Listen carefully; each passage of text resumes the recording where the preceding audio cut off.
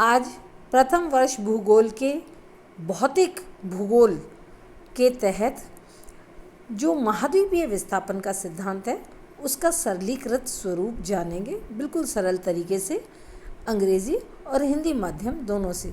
So today it's an effort to simplify continental drift theory that of physical geography for the BA part 1। ये महाद्वीपीय विस्थापन का सिद्धांत जो है इनके प्रतिपादक एल्फ्रेड वेगनर थे, जो कि जर्मनी के प्रसिद्ध जलवायुवेत्ता एवं भूशास्त्रवेत्ता थे।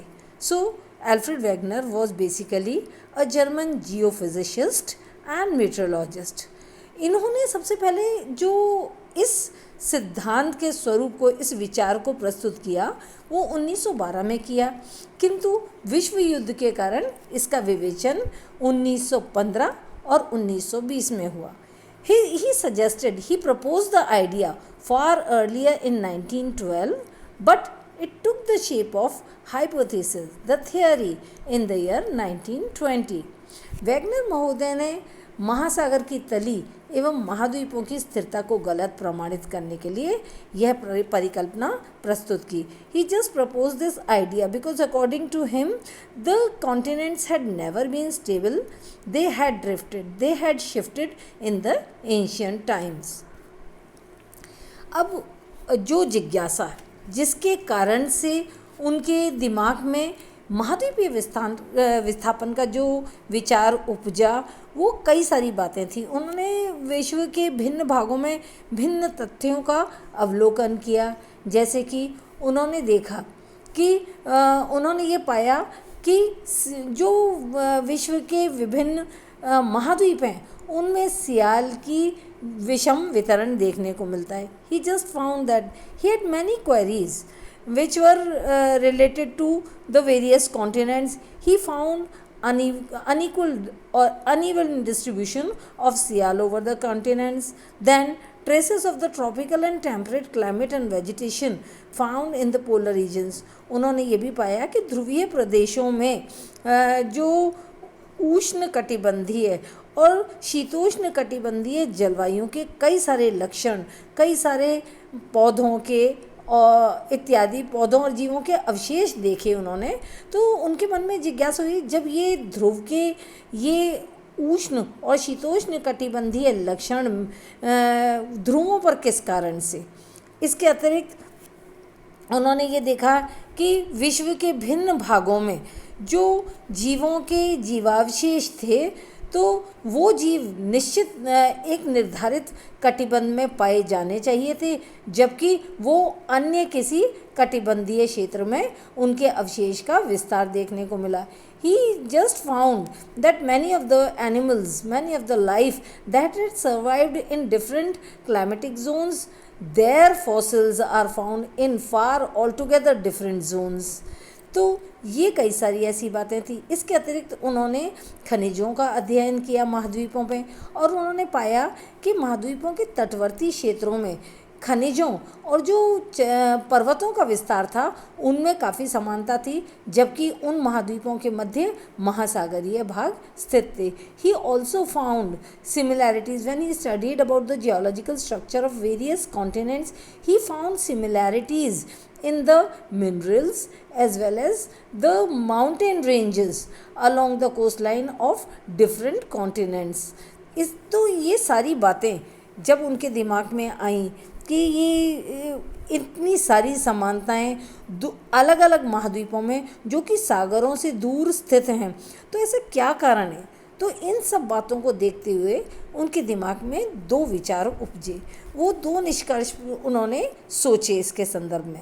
First of all, so on the basis of these similarities that existed in far apart areas of the continent, he just led to the two conclusions that one, either the climatic zones have shifted in the past। तो जो ये समानताएं होना वास्तव में एक विशिष्ट जलवायु कटिबंध में विशिष्ट प्रकार की वनस्पति इत्यादि होने चाहिए, जबकि उसके अवशेष जो हैं किसी अन्य जलवायु कटिबंध में हैं। तो ये जिज्ञासाएं जो थी उन्होंने इनको दो निचोड़ पर ये पहुँचे। एक तो ये बात कि या तो संभवतः आदिकाल में जलवायु कटिबंधों का खिसकाव हुआ होगा, and the second one shifting of the land masses. और यदि जलवायु कटिबंध आदिकाल में उनका परिवर्तन नहीं हुआ है पृथ्वी के भिन्न भागों में, तो निश्चित रूप से जो जल थल भाग वर्तमान में विश्व में देखने को मिलते हैं, उनका निश्चित रूप से एक स्थान से दूसरे स्थान तक स्थानांतरण या उनका खिसकाव जरूर हुआ होगा। तो उन्होंने दूसरे वाले मत को मान्यता दी और इसी आधार पर उन्होंने अपने परिकल्पना का प्रतिपादन किया। So the second one, he found that because related to this he collected many of the evidences and that suggested that the shifting of the land masses must have taken place in the ancient times। तो इसी तरह से उनके सिद्धांत को मूल रूप प्राप्त हुआ।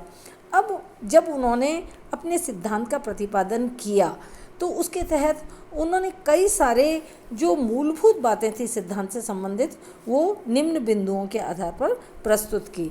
एक तो ये कि उन्होंने अपने सिद्धांत में जो तथ्य बताए उनका हम अवलोकन करेंगे। So we'll just come to know about the format or the basics or the fundamentals of his theory, the theory suggested by him as continental drift। तो ये बिंदुओं के तहत जानेंगे।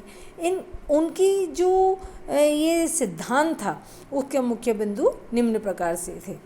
इन carboniferous age consolidated land mass, that is the present continents, they existed together in a consolidated form which was given the name of Pangaea।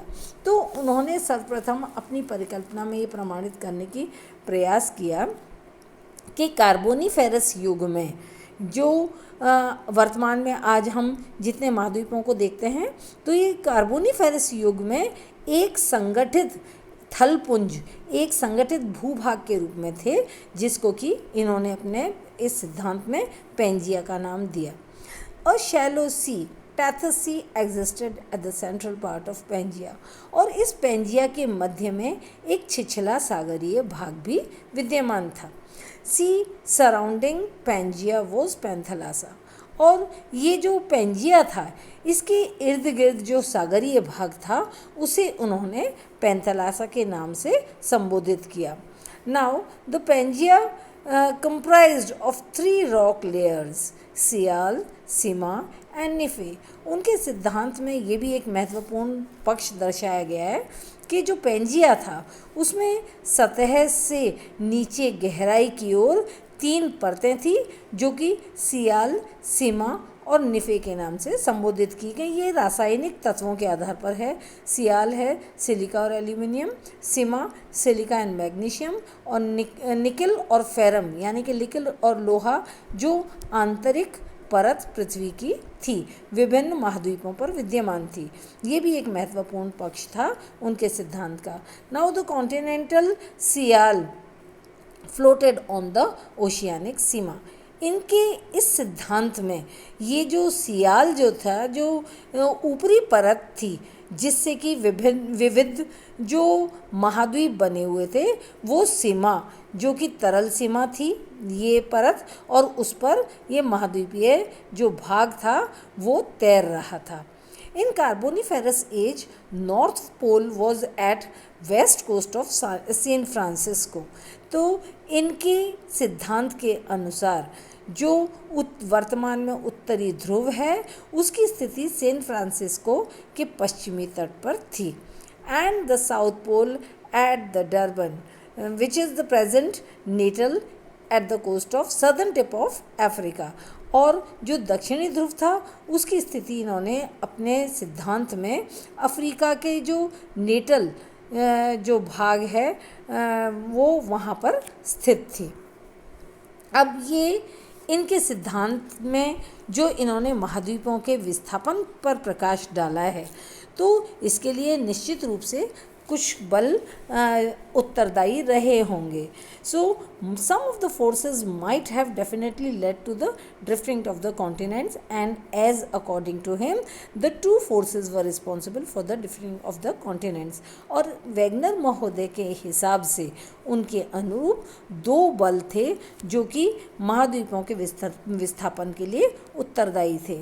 Number 1, gravity and force of buoyancy for the equatorward movement of the continents, that is sial over Seema.